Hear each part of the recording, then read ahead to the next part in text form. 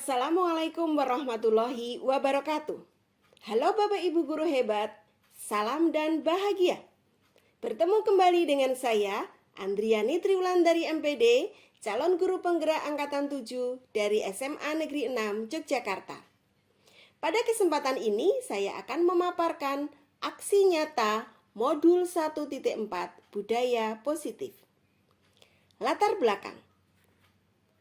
belakang aksi nyata ini adalah murid tidak suka peraturan karena selama ini jika mereka melakukan pelanggaran maka akan mendapatkan hukuman dan cenderung akan mempermalukan dirinya.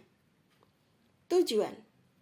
Adapun tujuan aksi nyata ini yang pertama, menciptakan murid yang merdeka dan disiplin diri yang kuat. Tujuan yang kedua, menumbuhkan budaya positif di sekolah dengan meyakini nilai-nilai kebijakan universal. Tolok ukur. Tolok ukur aksi nyata ini yang pertama, terbentuknya keyakinan kelas melalui kegiatan kesepakatan kelas yang dilakukan wali kelas dan siswa. Tolok ukur yang kedua, siswa mampu menerapkan dan menjalankan keyakinan kelas yang telah dibuat.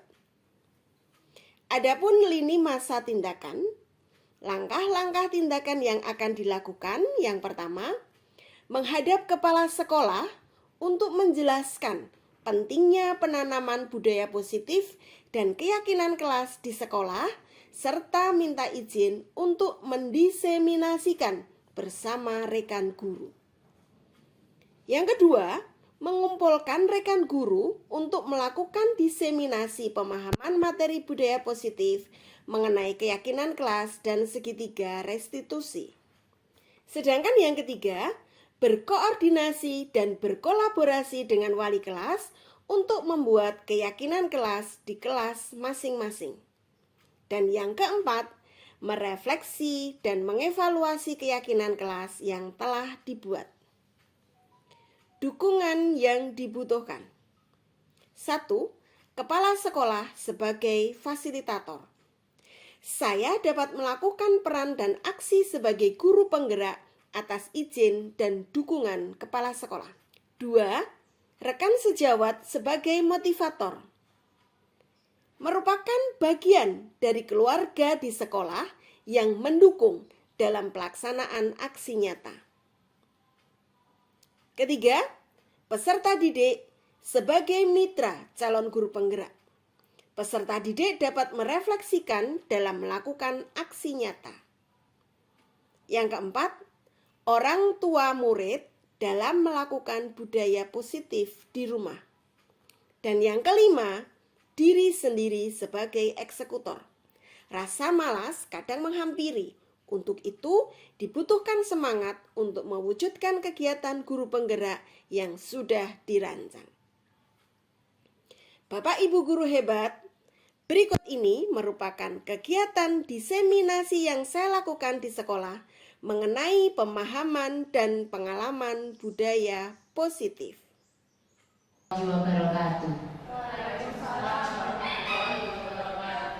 Selamat siang, salam sejahtera bagi kita semua.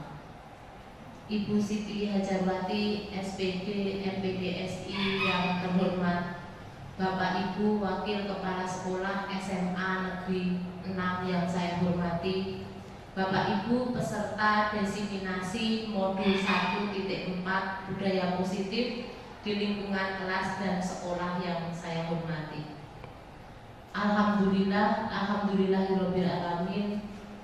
Lantunan syukur mari kita haturkan kehadirat Allah Subhanahu wa taala atas limpahan rahmat, taufik, hidayah serta inayahnya terhadap kita semua sehingga pada siang hari ini Jumat 27 Januari tahun 2023 kita masih diperkenankan untuk menghadiri undangan diseminasi budaya positif di lingkungan kelas dan di lingkungan sekolah dalam keadaan sehat tanpa kurang suatu apapun. Amin amin ya rabbal alamin. Di sini saya Intiani Mei akan memandu jalannya acara pada siang hari ini. Bapak Ibu yang saya hormati, izinkan saya terlebih dahulu membacakan susunan acara pada siang hari ini. Yang pertama yaitu pembukaan, yang kedua sambutan dan pengarahan dari beliau Ibu Siti Hajarwati SPD MPDSI selaku Kepala Sekolah SMA Negeri 6 Yogyakarta. Yang ketiga pemaparan diseminasi budaya positif yang akan disampaikan oleh beliau Ibu Andriani Triwulandari SPD MPD. Yang keempat yaitu sesi tanya jawab dan diskusi, dan yang terakhir penutup. Memasuki acara yang pertama yaitu pembukaan, maka untuk memperlancar jalannya acara pada siang hari ini sudah sepatutnya kita membaca doa pembuka agar apa yang akan kita laksanakan berjalan dengan baik, lancar, dan mendapatkan ridho dari Allah Subhanahu wa Ta'ala. Kami mohon kesediaan Bapak Ibu di tempat duduk dengan sikap sempurna, berdoa sesuai dengan agama dan keyakinan kita masing-masing. Dipersilakan. Berdoa cukup. Bapak Ibu yang saya hormati, acara selanjutnya yaitu sambutan dan pengarahan dari Ibu Kepala Sekolah SMA Negeri 6 Yogyakarta kepada beliau Ibu Siti Hajarwati SPD MPDSI, disilakan. Yang terhormat Bapak Ibu Guru SMA Negeri 6 Yogyakarta, yang saya hormati para wakil kepala sekolah di SMA Negeri 6 Yogyakarta, yang tidak kalah penting adalah Bapak dan Ibu CGP Angkatan 7. Bismillahirrahmanirrahim. Assalamualaikum warahmatullahi wabarakatuh. Yang pertama, mari kita panjatkan puji syukur kehadirat Allah Subhanahu wa Ta'ala. Pada siang sore hari ini kita bisa berada di ruang kelas 1 SMA Negeri 6 Jakarta untuk bertemu, untuk bergerak bersama-sama mendengarkan diseminasi praktek baik aksi nyata CGP Angkatan 7 Budaya Positif Modul 1.6.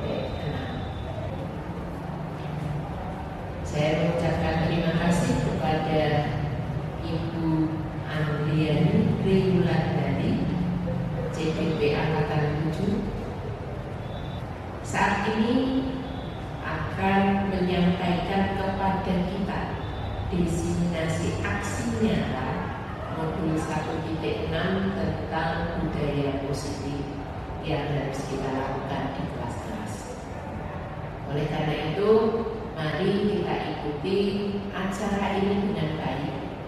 Karena CGP Angkatan 7 sudah bergerak, maka kita harus bisa menyerap intisari yang mereka lakukan, kemudian kita lakukan dalam kehidupan kita di dalam pembelajaran di kelas.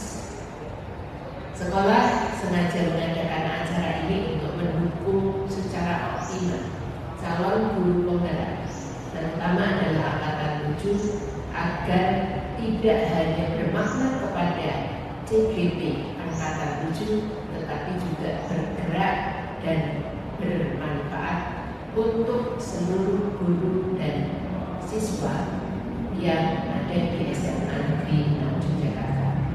Kita tahu bahwa kita adalah sekolah penggerak, oleh karena itu kita sebagai guru harus bisa digerakkan dan menggerakkan para siswa. Saya berharap mudah-mudahan diseminasi dari CGP Angkatan 7 ini bisa menginspirasi kita semua di dalam berbudaya positif dan bagaimana memperlakukan siswa sehingga pembelajaran berpusat pada siswa.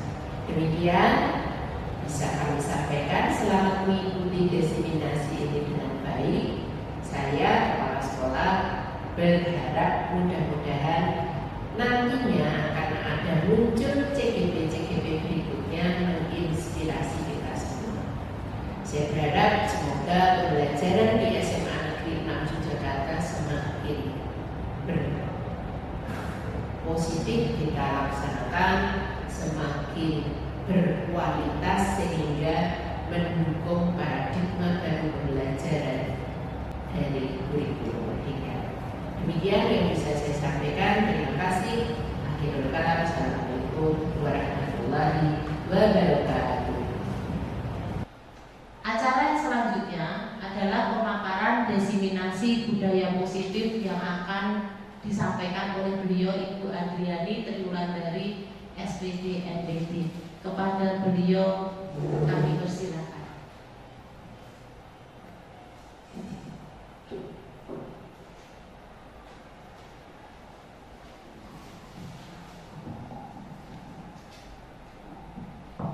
Bismillahirrahmanirrahim. Assalamualaikum warahmatullahi wabarakatuh. Waalaikumsalam warahmatullahi wabarakatuh. Selamat siang, salam sejahtera untuk kita semua. Yang terhormat Ibu Siti Hajarwati MPDSI Kepala SMA Negeri 6 Yogyakarta, yang terhormat Bapak Ibu Guru SMA Negeri 6 Yogyakarta, terima kasih atas kehadirannya dalam acara diseminasi modul 1.4 budaya positif. Terima kasih juga kepada Ibu Intiani Herawati selaku pembawa acara. Ibu Bapak yang saya hormati, pada kesempatan ini saya Andriani Triwulandari SPD MPD, calon guru penggerak angkatan 7 SMA Negeri 6 Yogyakarta, akan memaparkan aksi nyata budaya positif.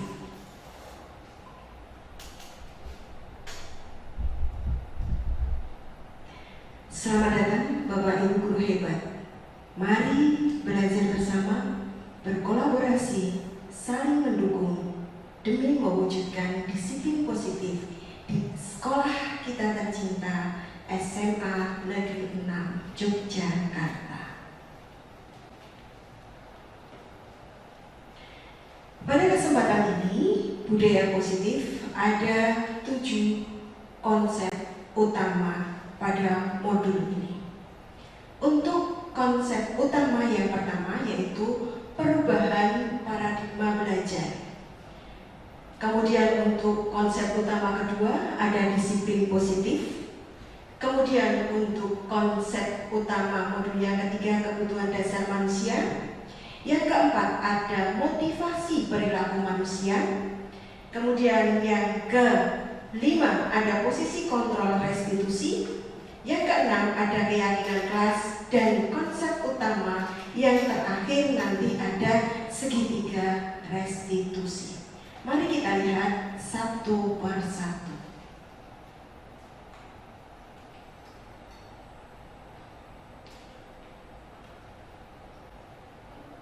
Ya, untuk yang pertama, pembelajaran dengan paradigma baru. Apa itu pembelajaran dengan paradigma baru? Pembelajaran dengan paradigma baru dirancang berdasarkan prinsip pembelajaran yang terdiferensiasi, sehingga setiap murid belajar sesuai dengan kebutuhan dari tahap perkembangannya untuk mewujudkan profil pelajar Pancasila. Sedangkan disiplin positif, dalam budaya kita, makna kata disiplin dimaknai menjadi sesuatu yang dilakukan seseorang pada orang lain untuk mendapatkan kepatuhan. Kita cenderung menghubungkan kata disiplin dengan ketidaknyamanan. Sebagai pendidik, tujuan kita adalah menciptakan murid yang memiliki disiplin, sehingga mereka bisa berperilaku dengan mengacu pada nilai-nilai kebajikan universal dan memiliki motivasi intrinsik dari dalam diri dan juga ekstrinsik dari luar. Bapak Ibu yang saya hormati, manusia pada dasarnya punya kebutuhan dasar. Kebutuhan dasar manusia ada beberapa hal. Kita lihat satu persatu. Yang pertama, kebutuhan bertahan hidup. Kebutuhan bertahan hidup ini lebih banyak mayoritas dibicarakan dalam hal kebutuhan biologis. Ada makan, ada minum, dan mereka bisa survive untuk tetap hidup. Kemudian untuk kasih sayang dan rasa diterima, kita manusia sebagai makhluk sosial, mau tidak mau, tidak bisa hidup sendiri. Kita membutuhkan orang lain. Dalam membutuhkan orang lain, kita butuh kasih sayang dan rasa diterima. Dimanapun, kapanpun, kita akan merasa terkucilkan apabila dalam satu kelompok itu tidak ada penerimaan pada diri kita. Itu sangat menyiksa. Maka kebutuhan dasar manusia kasih sayang dan rasa diterima juga harus terpenuhi. Yang ketiga, penguasaan. Pada dasarnya manusia adalah sebagai pemimpin, minimal sebagai pemimpin diri sendiri.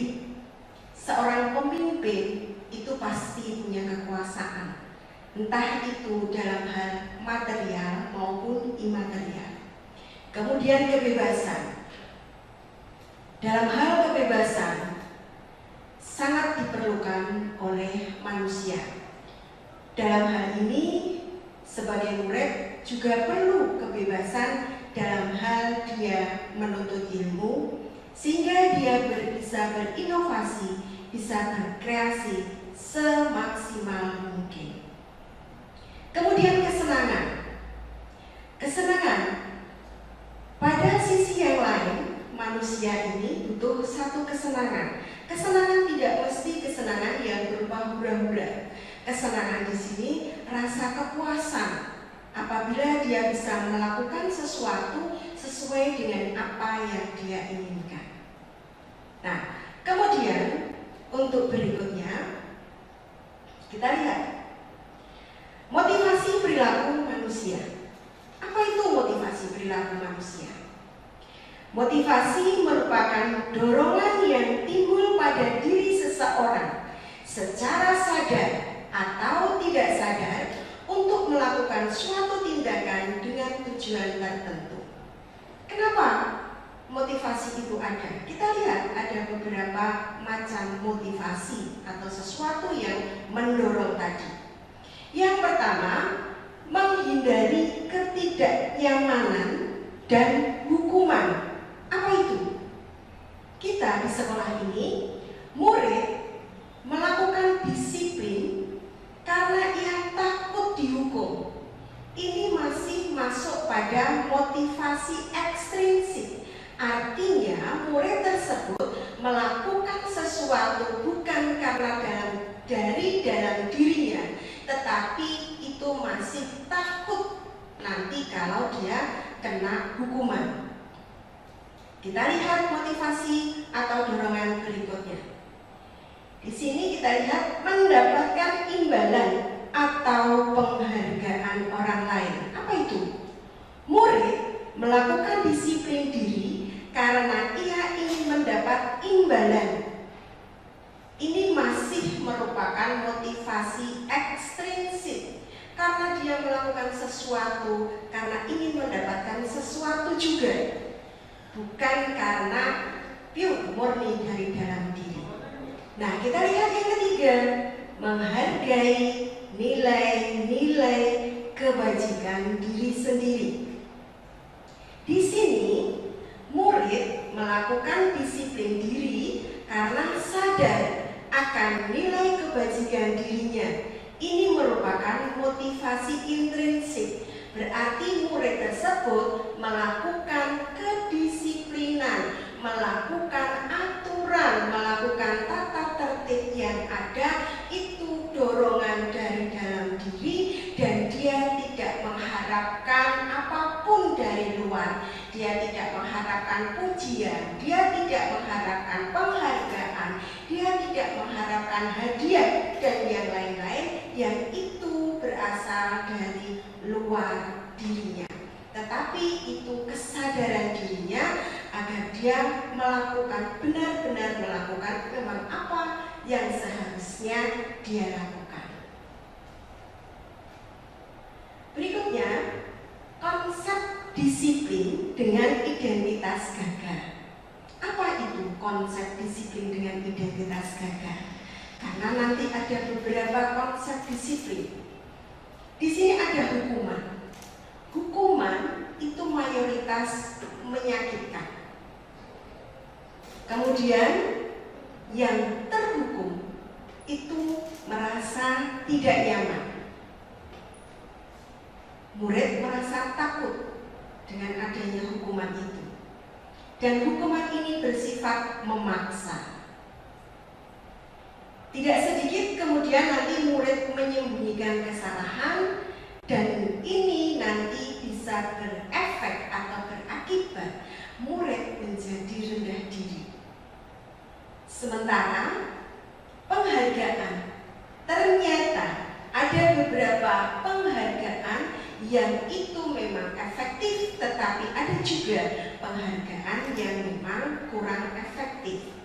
Kita lihat yang pertama, penghargaan bisa dikatakan tidak efektif apabila tadi murid itu mendapatkannya itu karena ekstrinsi tadi.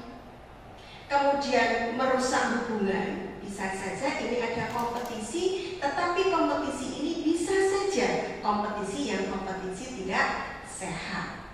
Kemudian mematikan kreativitas bagi anak-anak tertentu. Apabila dia tidak mendapatkan penghargaan, maka kemudian dia akan bisa saja ada anak-anak yang kemudian putus asa, maka dia kemudian tidak mau lagi untuk berkreativitas.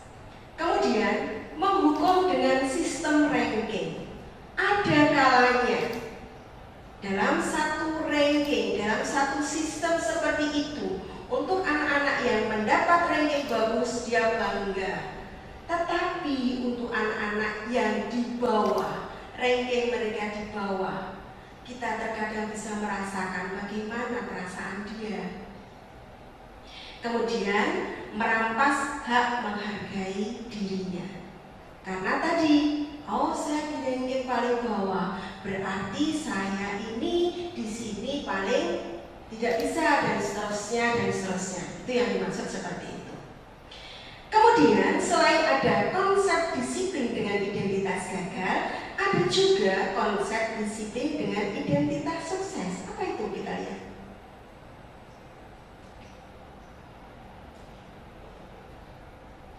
Ya, konsep disiplin dengan identitas sukses. Yang pertama, ini ada konsekuensi. Kadang secara umum kita sering mendengar konsekuensi logis. Nah, konsekuensi ini ada penguatan, tetapi penguatannya ini jangka pendek. Dan konsekuensi ini perlu monitoring berkelanjutan agar tidak salah siswa atau murid itu dalam menerima konsekuensi ini. Nanti di belakang kita bahas apa itu konsekuensi, restitusi lebih lanjut lagi. Kemudian stimulus atau respon. Murid menghormati peraturan karena ada konsekuensi, karena dia tahu konsekuensi apa nanti yang akan dia dapatkan. Maka kemudian murid ini lebih menghormati dengan peraturan yang ada. Kadang dia kehilangan waktu untuk merenungi kesalahan. Ya. Kemudian untuk restitusi masuk dalam konsep disiplin dengan identitas sukses. Pada restitusi ini, murid bertanggung jawab untuk perilakunya. Fokus pada pemecahan masalah yang jangka panjang. Tidak fokus pada kesalahan, tetapi fokus pada pemecahan masalah, dan itu pun jangka panjang. Murid menghormati dirinya dirinya dan orang lain. Ya. Ini untuk teori kontrolnya, dirinya murid ini memegang penuh. Nah, kalau dia melakukan seperti ini, nanti efeknya atau akibatnya seperti ini dan seterusnya. Itu mereka pegang penuh. Kemudian murid bersemangat dalam memperbaiki kesalahan karena restitusi ini tidak fokus pada kesalahan, tetapi restitusi ini fokusnya pada pemecahan masalah. Sekarang kita lihat apa perbedaannya. Ya. Konsep disiplin, pendekatan restitusi dulu. Nah, sekarang kita mulai masuk ke restitusi dulu sebelum kita nanti melihat apa perbedaannya. Masih pada konsep disiplin ini kita ambil, kita bahas yang pendekatan restitusi. Apa pendekatan restitusi? Pendekatan restitusi adalah sebuah cara menanamkan disiplin positif pada murid. Sudah ada kata disiplin positif. Restitusi adalah proses menciptakan kondisi bagi murid untuk memperbaiki kesalahan mereka. Ingat, perlu kita garis bawahi, memperbaiki kesalahan mereka, sehingga mereka bisa kembali pada kelompok mereka dengan karakter yang lebih kuat. Memperbaiki kesalahan mereka sehingga mereka bisa kembali pada kelompok mereka dengan karakter yang lebih kuat. Ini Kosen 2004. Kita lihat ciri-ciri restitusi. Ciri-ciri restitusi yang pertama, bukan menebus kesalahan, namun belajar dari kesalahan. Di depan tadi sudah kita munculkan adanya fokus pada pemecahan masalah, bukan fokus pada masalah. Kemudian memperbaiki hubungan. Ya. Dalam sebuah konflik mesti ada satu elemen dengan elemen yang lain. Kemudian di situ terjadi konflik, maka pada konflik ini ciri-ciri restitusi ini adalah memperbaiki hubungan, bukan mendiamkan hubungan, bukan mengabaikan hubungan, tetapi memperbaiki hubungan. Kemudian pada restitusi ini sebuah tawaran, bukan paksaan. Artinya ada diskusi yang dalam antara satu dengan satunya, sehingga di sini tidak ada paksaan sama sekali. Menuntun melihat ke dalam diri, ya. Pada restitusi ini kita lebih mengajak untuk yuk introspeksi diri. Kenapa sih? Kok bisa sih? Terus bagaimana nanti ke depannya dan seterusnya. Berarti menuntun melihat ke dalam diri, tidak cenderung untuk mencari keluar, tidak cenderung untuk mencari kesalahan pihak lain, tidak cenderung untuk mengkambing hitamkan pihak lain, tetapi lebih ke introspeksi diri. Karena tujuannya adalah memperbaiki diri. Kemudian mencari kebutuhan dasar yang mendasari tindakan. Ya, pada introspeksi diri tadi kita mencari kenapa saya seperti ini, apa yang menyebabkan, akibatnya seperti ini dan seterusnya dan seterusnya. Kemudian fokus pada karakter, bukan tindakan. Dan yang terakhir, menguatkan dan fokus pada solusi. Sekali lagi, fokus pada solusi, bukan pada kesalahan. Nah, setelah ini kita lihat perbedaannya. Apa perbedaannya? Di sini ada contoh kasus. Seorang murid tidak hanya sekali atau 2 kali dia tidak mengerjakan PR. Kita lihat dengan restitusi ini. Apa bedanya? Kita lihat yang pertama, hukuman. Pada hukuman, guru menghukum murid tersebut. Misalnya, hormat bendera selama 10 menit. Misalnya seperti itu. Ini menjadikan murid menjadi takut. Paling enggak dia mentalnya sudah disentuh. Ya. Nah, kalau hukuman langsung seperti itu, judge. Kemudian, apa bedanya dengan konsekuensi? Kalau konsekuensi, ini konsekuensi, guru memberikan konsekuensi untuk mengerjakan PR-nya saat istirahat. Jadi ada kesempatan, tidak langsung dihukum, tetapi murid masih diberi kesempatan. Guru masih memberi kesempatan kepada murid untuk mengerjakan PR tersebut saat istirahat. Posisi guru di sini tegas dan murid menghormati peraturan. Dia tidak dibiarkan, tidak ada pembiaran apa yang dia tidak kerjakan, tetapi dia juga tidak langsung di-judge begitu saja. Nah, di sini kita masuk ke restitusi. Apa bedanya kalau restitusi? Pada restitusi ini, guru menanyakan dulu keyakinan kelas dirinya tentang yang berhubungan dengan tugas. Kemudian setelah guru dan siswa melihat lagi keyakinan kelas yang ada, maka kemudian guru membantu murid menyelesaikan masalahnya. Di sini guru bersifat terbuka dan murid menghormati dirinya dan orang lain. Guru bisa menanyakan kenapa tidak mengerjakan PR, kemudian apa masalah yang ada di rumah, kemudian kalau seperti itu bagaimana posisimu, bagaimana solusi ke depanmu, dan seterusnya dan seterusnya. Ada keterbukaan. Ya, guru dan murid ada diskusi. Oke, kita lihat bagian berikut.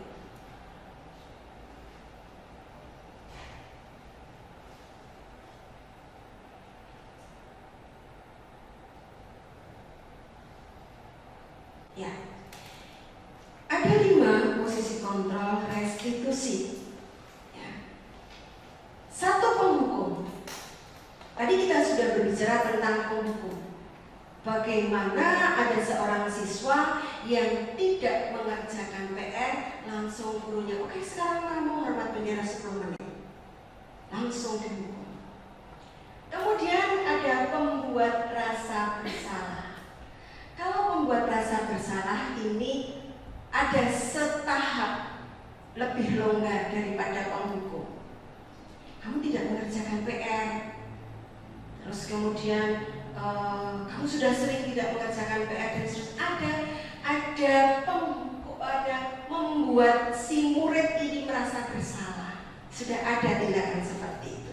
Kemudian ada teman itu dia lebih familiar. Kenapa kamu tidak mengerjakan PR? Apa sebabnya? Dia lebih memposisikan sebagai teman.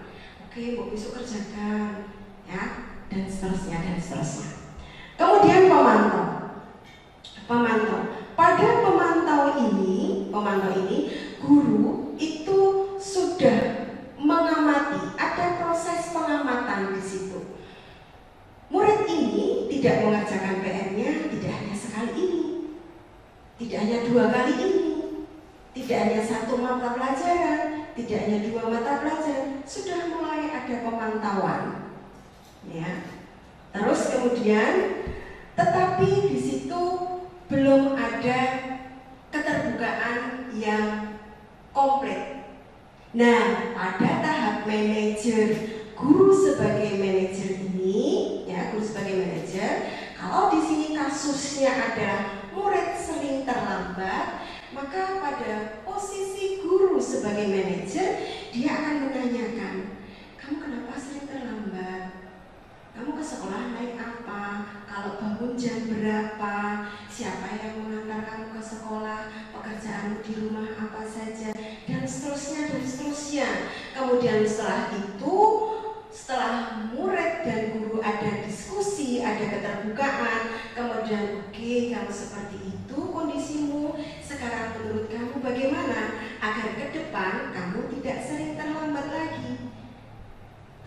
kemudian murid ini kemudian akan mengemukakan beberapa solusi. Baik Bu, besok saya bangunnya biar tidak telat, saya on-kan jam wecker saya misalnya, atau saya akan pesan kepada ibu atau kakak saya maksimal saya dibangunkan jam 5 misalnya, kayak gitu. Dan banyak hal yang itu nanti kemudian menjadi sebuah solusi ke depan sehingga murid menjadi lebih nyaman dalam menjalani dia pergi ke sekolah sehari-hari dengan sudah tidak terlambat lagi. Kemudian kita lihat kalau di sini ada 5 posisi kontrol restitusi. Sekarang contoh penerapannya. Ayo kita lihat satu persatu.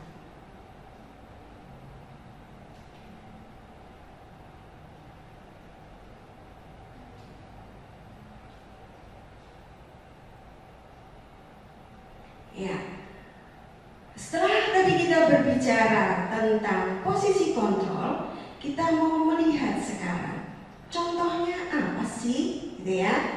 Kita lihat. Di sini ada siswa tidak memakai sepatu hitam saat upacara bendera. Di sini sengaja kita ambil contoh-contoh yang itu real dan sering terjadi di lapangan. Kalau penghukum, tadi kan ada penghukum, pembuat rasa bersalah, teman, pemantau, manajer, tadi begitu ya pada gambar-gambar tadi ya.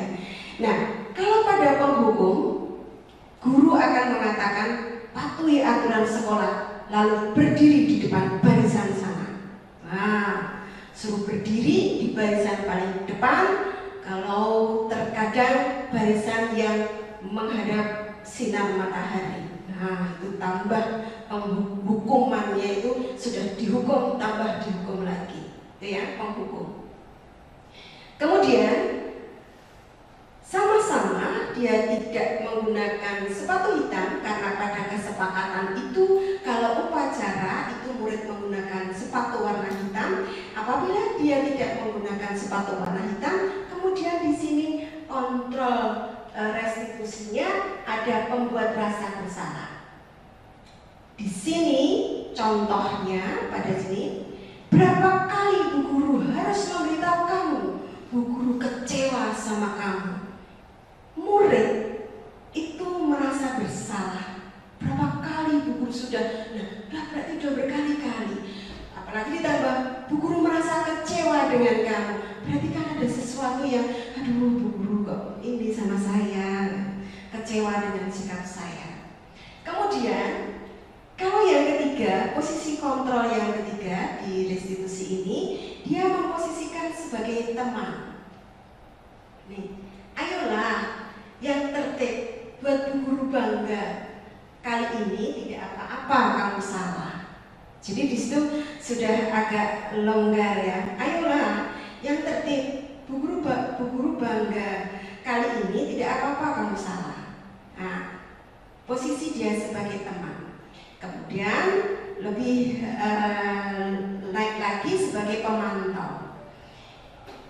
Pada pemantau ini ada kalimat yang bisa dia katakan, kamu sudah melanggar peraturan, apa konsekuensinya? Baru sampai di situ. Berbeda dengan manajer. Kalau manajer seperti tadi yang sudah kita diskusikan di depan, apakah kamu tahu kesalahanmu? Karena kita sudah punya kesepakatan kan, sudah ada kesepakatan, sudah ada aturan dan seterusnya. Apakah kamu tahu kesalahanmu? Terus kemudian bagaimana kamu akan memperbaiki kesalahan ini? Kalau dia tidak menggunakan sepatu warna hitam, nah nanti dia bagaimana akan memberikan solusi? Kalau tadi yang contoh di depan tadi kan dia sering terlambat. Nah, kemudian tadi kita sudah menyinggung apa itu keyakinan kelas. Kita lihat di sini ada keyakinan kelas.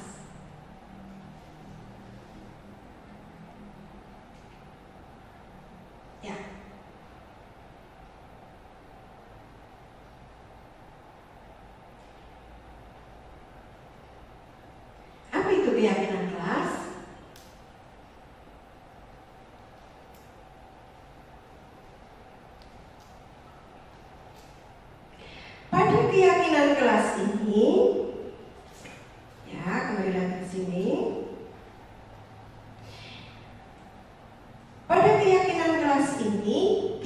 melihat, mengapa kok keyakinan kelas sih?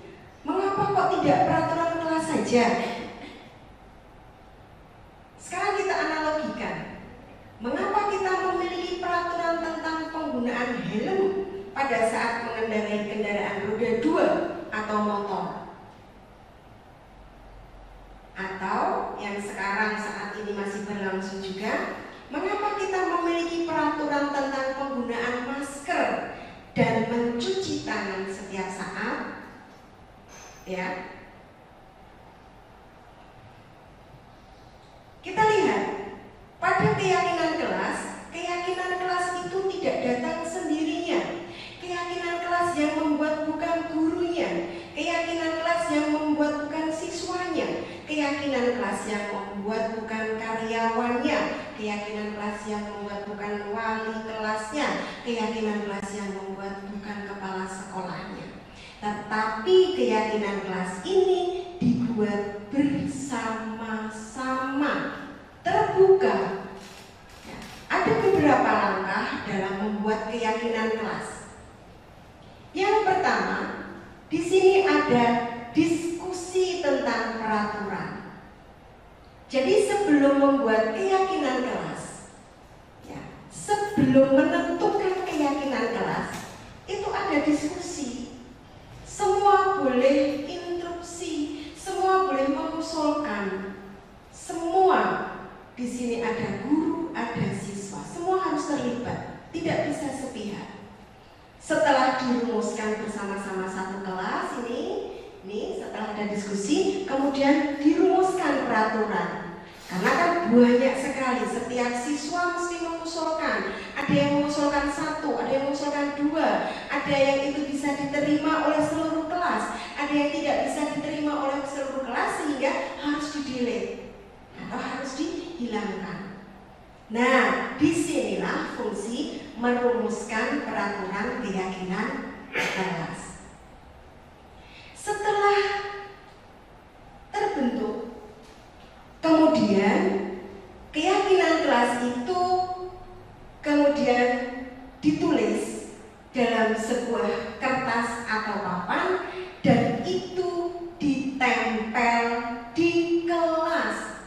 Fungsinya apa? Fungsinya agar setiap siswa bisa melihat keyakinan kelas yang sudah menjadi kesepakatan bersama, agar tidak lupa karena kemampuan ingatan manusia itu sangatlah terbatas sekali.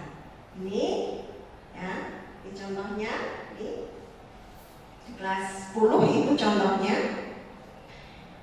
Kemudian apa saja isi yang sudah disepakati? Ini ada contoh.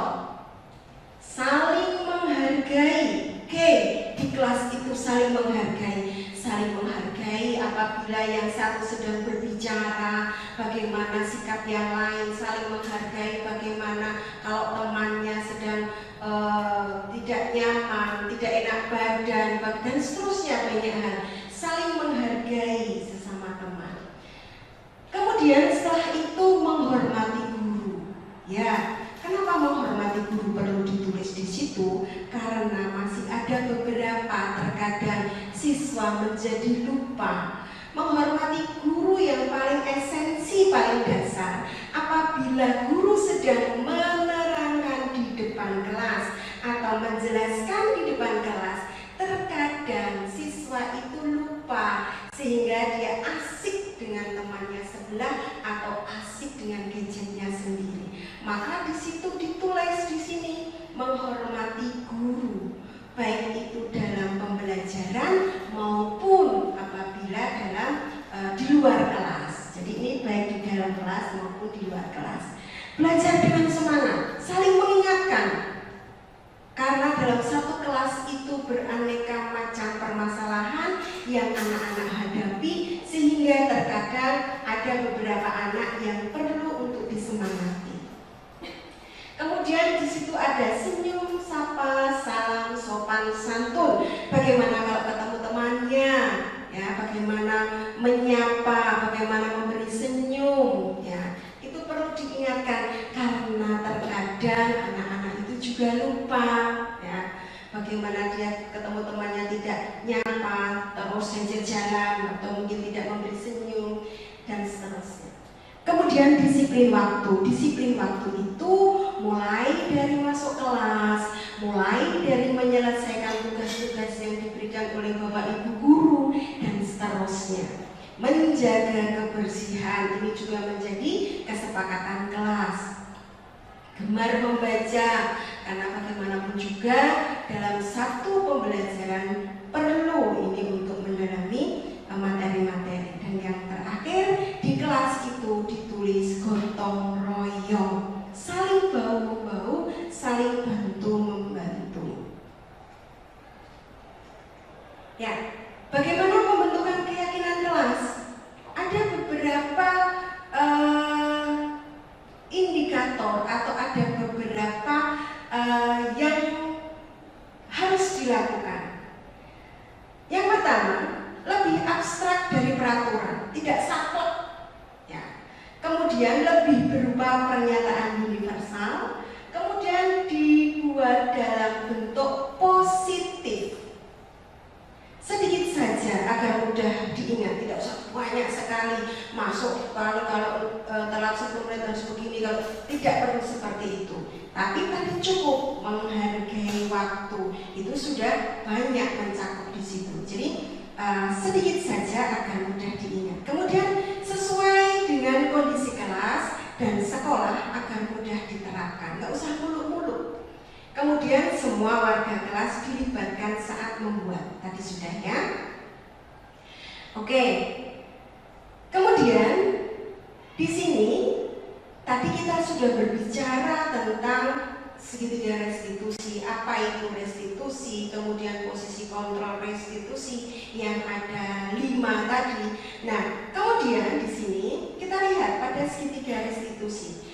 Segitiga restitusi ini bisa dikatakan apabila langkah ini bisa dikatakan langkah-langkah, ya, langkah-langkah dalam kita untuk menghadapi suatu permasalahan. Kita lihat yang pertama.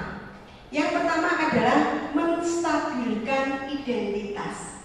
Menstabilkan identitas itu di sini kita sebagai guru tidak langsung memvonis seperti yang depan tadi, langsung menghukum. Tetapi di sini guru berempati dengan kasus murid. Kenapa kamu seperti itu? Oh, enggak apa-apa.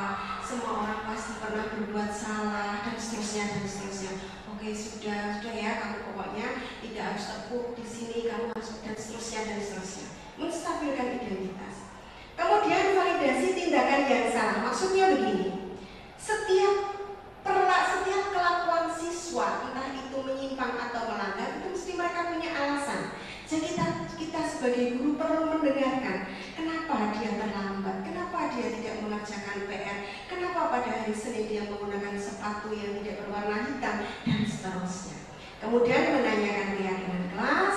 Nah, di sini bareng-bareng kita bersama-sama dengan siswa melihat lagi keyakinan kelas yang sudah disepakati, kemudian diskusi secara terbuka bagaimana ke depan agar tadi kelakuan-kelakuan yang melanggar atau menyimpang lagi tidak terulang lagi.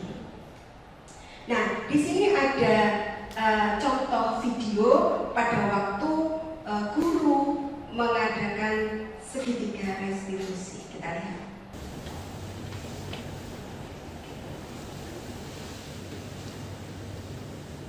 Selamat pagi Indah. Pagi Bu Andri. Indah, sudah tahu kenapa dipanggil Bu Andri ke sini? Sudah Bu. Kenapa coba? Karena datang terlambat. Karena datang terlambat. Oke. Ya, untuk di sekolah kita itu memang kita mempunyai aturan untuk datang siswa itu pada pukul 7. Sementara Indah hari ini datang pukul 7.20. Ya, tapi tidak apa-apa Indah, semua orang pasti pernah melakukan kesalahan. Oh iya, kenapa Indah hari ini datang terlambat? Bangun kesiangan Bu. Oke, bangun kesiangan. Untuk kedepannya kira-kira gimana ya Indah biar tidak bangun kesiangan? Masang alarm di handphone. Oke, Oke, masang alarm di handphone. Oke, bagus sekali niat Indah ya, agar kedepannya Indah tidak terlambat lagi. Nah, Indah apakah masih ingat kesepakatan kita, kesepakatan kelas dan juga kesepakatan yang ada di sekolah ini? Masih Bu, Gimana? setiap hari siswa harus datang tepat waktu ke sekolah. Iya, betul. Oke, berarti kedepannya apakah Indah siap dan sanggup untuk datang tepat waktu? Siap Bu. Oke, terima kasih Indah. Silahkan kembali ke kelas. Makasih Bu Andri. Iya.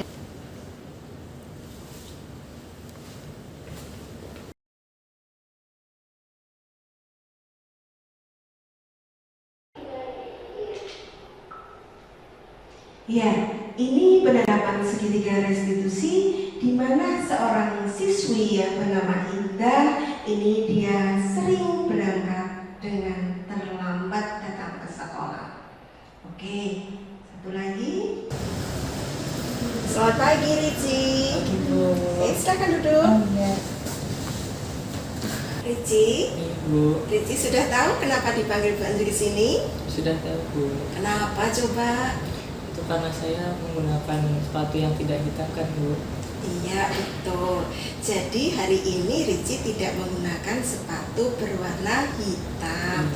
Tidak apa-apa Ricci, semua orang pasti pernah melakukan kesalahan. Begitu juga Ricci. Kemarin temanmu Muskat juga tidak. Ya, kurang lebihnya sama.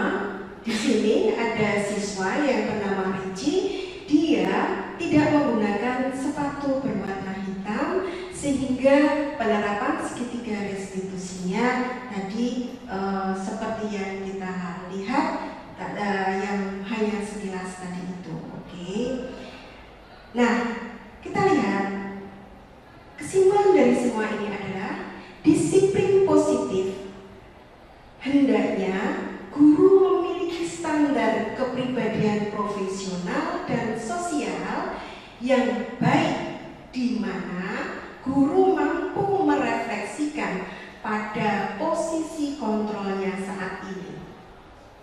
Bagaimana perjalanan dirinya sebagai seorang among atau posisi manajer. Tadi yang terakhir ya, ada penghukum, membuat rasa bersalah, teman, pemantau, manajer. Yang terakhir, yang teratas tadi adalah posisi manajer.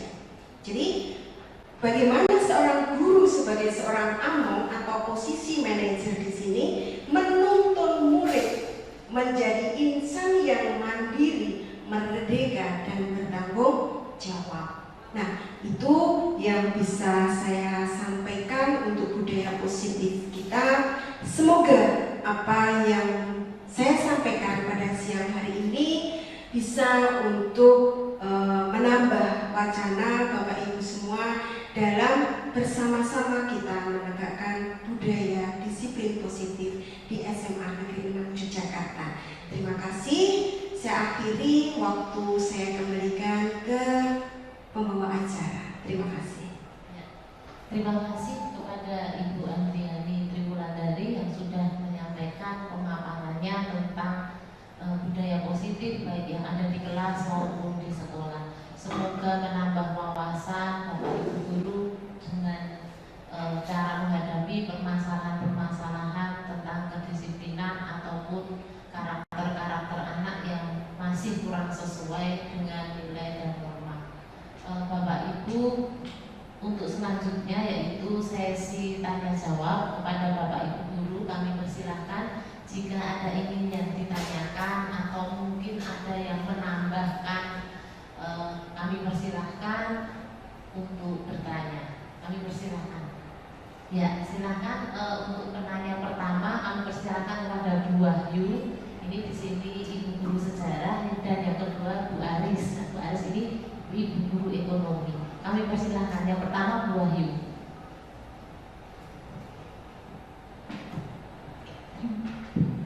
Terima kasih Bu Andri, terima kasih Bu Mai. Assalamualaikum warahmatullahi wabarakatuh.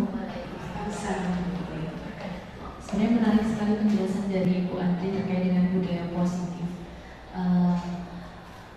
Itu semacam menambah pengetahuan Bapak Ibu guru dalam mendidik siswa juga. Tapi di sini saya ingin bertanya Bu Andri terkait dengan budaya positif tadi. Mengapa kita harus ada kesepakatan dengan siswa? Karena kan tadi di awal Bu Andri menjelaskan bahwa kalau disiplin itu tegas gitu ya. Nah, kenapa harus ada kesepakatan seperti itu? Nanti kalau misalnya siswanya gitu ya, siswanya tidak mau menepati kesepakatan seperti apa? Gitu. Terima kasih. Ini langsung saja dijawab ya Bu Andri. Nanti kemudian berikutnya Bu Aris. Ya, silakan monggo. Ya, terima kasih Bu Wahyu. Bagus sekali pertanyaannya. Terima kasih atas pertanyaannya. Jadi kenapa sih harus ada keyakinan kelas? Kenapa sih harus dibuat keyakinan kelas gitu ya? Jadi kita berusaha untuk pendidikan kita itu berusaha seperti filosofinya Ki Hajar Dewantara. Kita berusaha berpihak kepada murid. Jadi kita membuat keyakinan kelas itu tadi elemen-elemen yang membuat selain gurunya juga harus siswa, dan itu terbuka. Semua siswa boleh mengajukan apa usulannya. Dari situ, karena keyakinan kelas ini dibuat bersama-sama, ini harapannya keyakinan kelas itu dilaksanakan sepenuhnya juga bersama-sama. Tidak ada yang merasa keberatan dengan keyakinan kelas yang ada. Tadi dibedakan dengan kalau itu sebuah peraturan. Peraturan itu kalau peraturan kan datang langsung ya, langsung ada. Peraturannya ini 1, 2, 3, 4, 5. Kemudian murid langsung saja harus. Tetapi kalau keyakinan kelas itu ada diskusi, ada sharing, ada yuk ini seperti ini, kamu seperti apa, oke, kemudian di list, oh ya ini yang bisa diterima oleh semua anak kelas ini tidak bisa, harus di-delete dan seterusnya. Kemudian setelah kesepakatan itu kemudian sudah terbentuk, kemudian ditayangkan, ini loh kesepakatan kelas kita, bagaimana? Oke, setuju. Nah, diusahakan di situ harus semuanya menyetujui. Kalau ada satu klausul saja yang sebagian besar atau sebagian kecil saja siswa itu tidak menyepakati, maka itu tidak bisa dijadikan sebagai kesepakatan kelas. Jadi kesepakatan kelas itu dibuat harapannya karena itu dari siswa bersama-sama, maka keyakinan atau kesepakatan kelas itu nanti akan dikerjakan juga dengan senang hati, karena itu kan yang buat saya. Jadi saya juga harus mau melakukan seperti itu. Tidak ada berat hati dalam melakukan kesepakatan kelas itu. Walaupun kesepakatan kelas ini intinya hampir sama dengan aturan yang ada di sekolah, tetapi cara membuatnya sudah berbeda. Walaupun intinya sama, tapi cara membuatnya yang satu langsung ini loh, kamu harus begini-begini. Yang satu kita buat bersama-sama, kita tuliskan bersama-sama dengan kalimat yang enak dan seterusnya. Sama sih, harus menggunakan seragam ini, hari ini dengan ini, hari ini dengan ini, menghargai waktu dan seterusnya. Karena dibuat bersama-sama, maka itu nanti siswa dalam menjalaninya itu ringan. Itu harapannya. Gitu, Bu Ayu? Ya. Ya, cukup jelas Bu Ayu. Ya, demikian. Jadi memang kesepakatan itu dibutuhkan seperti yang disampaikan Bu Andri agar anak tidak merasa terpaksa seperti itu. Ya, yang berikutnya Bu Aris, kami persilakan. Ya, terima kasih Bu Mei, terima kasih Bu Andri pemaparannya. Saya ingin bertanya tadi tentang budaya positif ya. Terima kasih sudah berbagi ilmu, jadi memberikan insight yang lebih gitu, tercerahkan. Semoga kita menjadi guru yang lebih baik lagi gitu. Nah, saya juga ingin pencerahan lagi nih Bu Andri. Mungkin masih menyambung ya dengan pertanyaan dari Bu Wahyu tadi. Bagaimana cara kita menangani jika ada siswa itu yang melanggar tata tertib? Mungkin itu yang saya tanyakan. Terima kasih. Terima kasih, pertanyaannya sangat bagus dan menarik Bu Andri. Monggo segera untuk ditanggapi untuk pertanyaan dari Bu Andres. Ya. Bu Aris, ya Bu Aris, karena Bu Aris berkecimpung di kesiswaan ini ya. Jadi bagaimana cara menangani siswa? Ya, seperti yang sudah di depan tadi dipaparkan Bapak Ibu semua, Bapak Ibu hebat yang ada di sini semua. Jadi untuk menangani satu kasus, ya, kita berusaha untuk ambil yang sebagai manajer. Tadi kan ada pada teori kontrol tadi, ada guru sebagai penghukum, di atasnya lagi guru sebagai pembuat rasa bersalah, di atasnya lagi guru sebagai teman, di atasnya lagi guru sebagai pemantau, dan yang paling atas tadi guru sebagai manajer. Diharapkan dalam kita menyelesaikan permasalahan siswa itu kita guru sebagai manajer. Guru sebagai manajer tadi bisa menggunakan langkah-langkah restitusi tadi. Ya, yang pertama, guru berusaha untuk berempati dulu, cari tahu dulu kenapa anak kami terlambat, kenapa tidak mengerjakan PR. Oh, seperti ini keadaannya di rumah. Jadi ada empati dulu. Jangan langsung menjatuhkan hukuman. Kemudian setelah berempati, ya tadi memvaliditas identitas tadi itu, kemudian tadi kita membuat rasa nyaman kepada murid tersebut untuk tidak langsung merasa takut, tidak langsung merasa minder, tidak langsung merasa drop dengan apa yang kesalahan yang dia lakukan.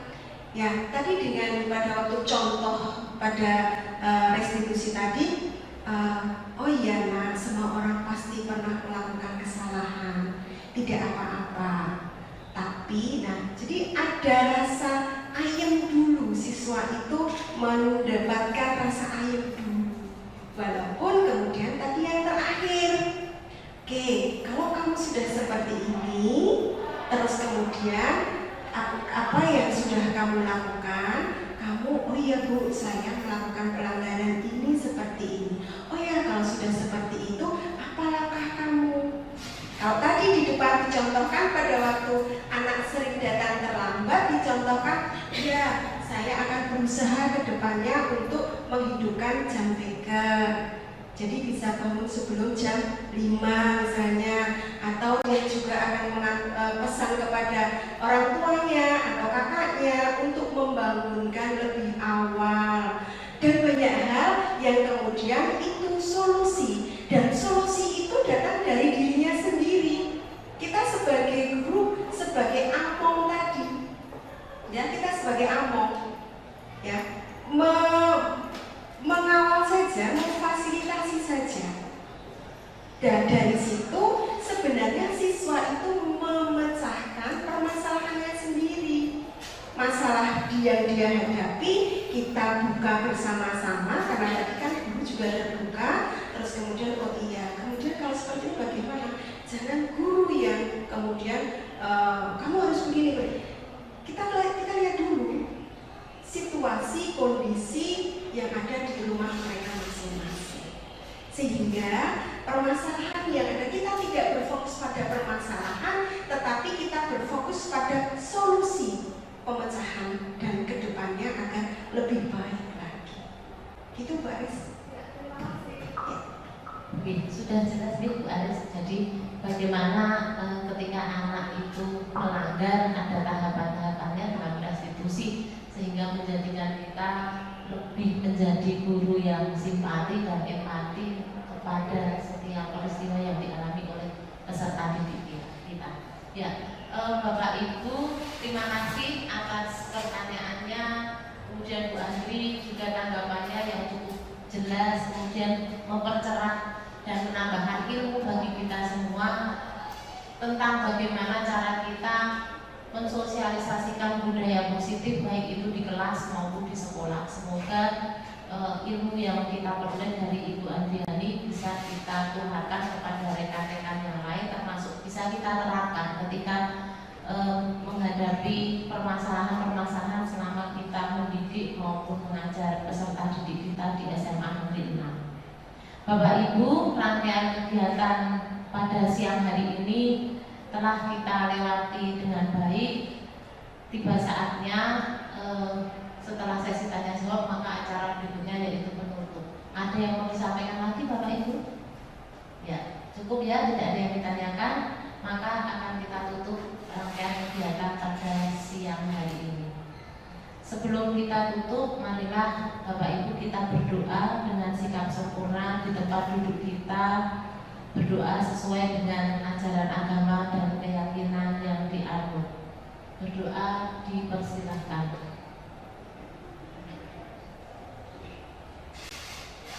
Berdoa cukup. Bapak Ibu, terima kasih saya ucapkan atas kehadirannya dan perhatiannya. Mohon maaf jika saya dalam membawakan acara ada kehilafan ataupun kesalahan, baik mulai dari awal acara maupun sampai akhir acara, mohon dimaafkan. Bapak Ibu, saya akan membacakan pantun, semoga bisa berkesan. Pergi memancing ikan nila, nila dipancing di hari senja. Salam undur diri dari saya untuk teman-teman semua. Saya akhiri bila kita hidayah. Assalamualaikum warahmatullahi wabarakatuh.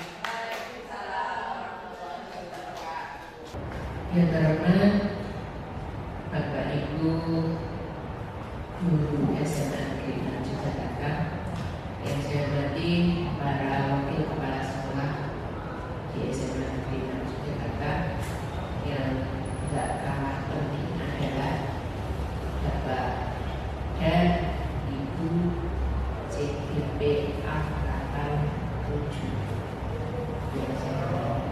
Bismillahirrahmanirrahim. Assalamualaikum warahmatullahi wabarakatuh. Yang pertama, mari kita panjatkan puji syukur kehadirat Allah Subhanahu wa Ta'ala. Pada siang sore hari ini kita bisa berada di ruang Alfa 1 SMA Negeri 6 Jakarta untuk bertemu, untuk bergerak bersama-sama mendengarkan diseminasi praktek baik aksi nyata CGP Angkatan 7 Budaya Positif Modul 1.6. Saya mengucapkan terima kasih kepada Ibu Andriani Triwulandari CGP Angkatan 7. Saat ini akan menyampaikan kepada kita diseminasi aksi nyata modul 1.6 tentang budaya positif yang harus kita lakukan di kelas-kelas. Oleh karena itu, mari kita ikuti acara ini dengan baik. Karena CGP Angkatan 7 sudah bergerak, maka kita harus bisa menyerap intisari yang mereka lakukan, kemudian kita lakukan dalam kehidupan kita di dalam pembelajaran di kelas.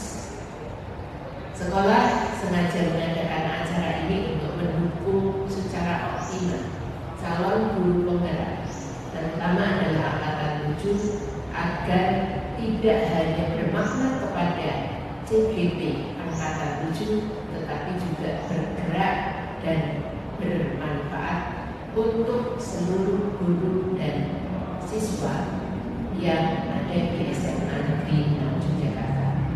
Kita tahu bahwa kita adalah sekolah penggerak, oleh karena itu kita sebagai guru harus bisa digerakkan dan menggerakkan para siswa. Saya berharap mudah-mudahan diseminasi dari CGP Angkatan 7 ini bisa menginspirasi kita semua di dalam berbudaya positif dan bagaimana memperlakukan siswa sehingga pembelajaran berpusat pada siswa. Demikian bisa kami sampaikan. Selamat mengikuti diseminasi ini dengan baik. Saya kepala sekolah berharap mudah-mudahan nantinya akan ada muncul CGP-CGP berikutnya menginspirasi kita semua. Saya berharap semoga pembelajaran di SMA Negeri 6 Jakarta semakin berpositif kita laksanakan, semakin berkualitas sehingga mendukung paradigma baru pembelajaran kurikulum merdeka. Demikian yang bisa saya sampaikan. Terima kasih. Akhirul kalam. Assalamualaikum warahmatullahi wabarakatuh. Assalamualaikum warahmatullahi wabarakatuh. Saya Wahyu Ida Permatasari, rekan dari Ibu Andriani Triwulandari dari SMA Negeri 6 Yogyakarta. Menurut saya, apa yang sudah disampaikan Ibu Andriani Triwulandari di dalam desiminasinya itu sangat baik, terutama untuk siswa maupun guru-guru di SMA Negeri 6 Yogyakarta. Di SMA Negeri 6 Yogyakarta sendiri sudah banyak siswa yang disiplin, tapi belum dari dalam dirinya mereka sendiri, hanya dari faktor ekstrinsiknya saja. Dan menurut saya untuk guru sendiri itu sangat membantu untuk guru menempatkan diri sebagai yang mana. Kemudian desiminasi ini itu sangat membantu guru dalam mengembangkan cara mengajarnya juga dalam mencapai tujuan pendidikan di Indonesia, terutama dalam membangun karakter. Terima kasih dan semoga Bu Andriani Triwulandari sukses selalu. Wassalamualaikum warahmatullahi wabarakatuh. Demikianlah kegiatan aksi nyata budaya positif yang telah saya lakukan di sekolah saya, yaitu SMA Negeri 6 Yogyakarta pada penerapan modul 1.4. Terima kasih. Wassalamualaikum warahmatullahi wabarakatuh. Salam dan bahagia.